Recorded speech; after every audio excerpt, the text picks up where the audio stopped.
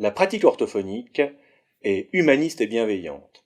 Durant mes 25 ans de carrière, je n'y ai jamais vu de discrimination, de racisme ou de glottophobie. Néanmoins, la grande vague sociale pour la promotion de l'égalité de traitement entre les communautés commence à lorgner de notre côté. L'orthophonie s'est construite principalement pour les enfants monolingues.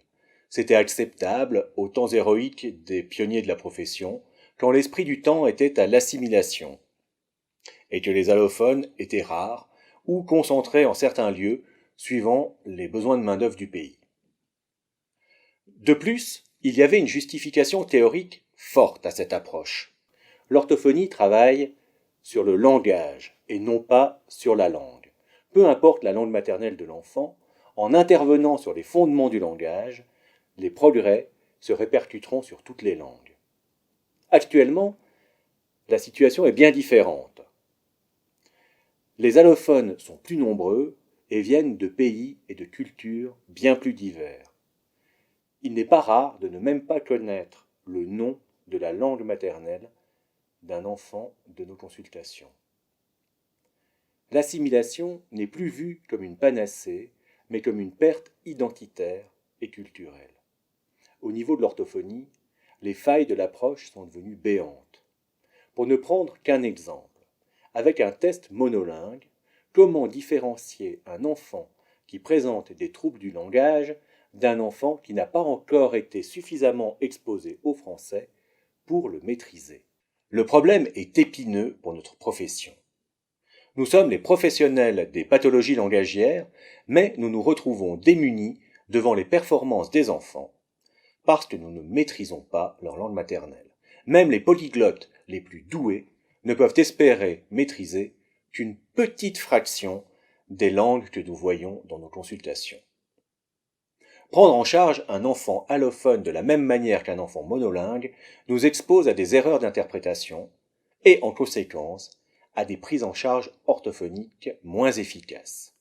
Au cours des 20 dernières années, les recherches en psycholinguistique, en sociologie, en orthophonie ou en psychologie nous ont donné des pistes qui nous permettent de prendre en charge de manière plus pointue et plus précise les enfants allophones. En poursuivant sur cette voie, l'orthophonie peut jouer un rôle important sur le développement langagier, évidemment, mais aussi sur l'épanouissement des enfants et sur le plan social de l'égalité de traitement. Le bilan allophonique s'inscrit dans la continuité du bilan avec les monolingues.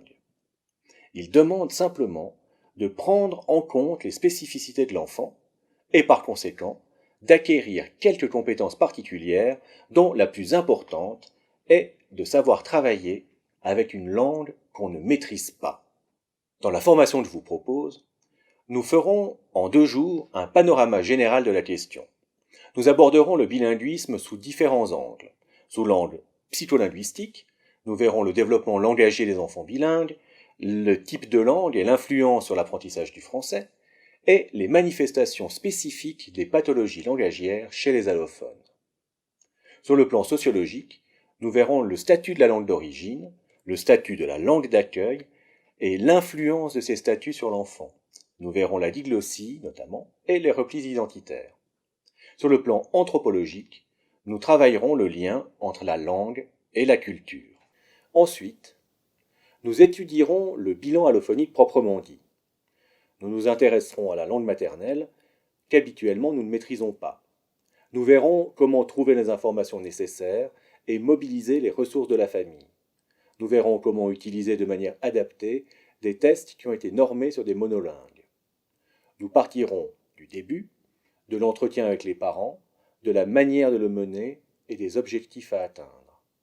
La place donnée aux parents est très importante et aura de l'impact sur la suite.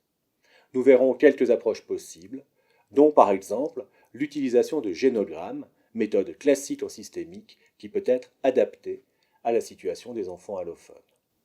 Une fois le bilan terminé, nous verrons quelques pistes pour la prise en charge. Cette formation vous permettra d'avoir une procédure claire pour mener des bilans allophoniques de la manière la plus efficace en respectant la langue et la culture d'origine de vos patients. Loin des querelles partisanes, c'est au quotidien que se construit le développement harmonieux de chacun, fondement de la cohésion sociale.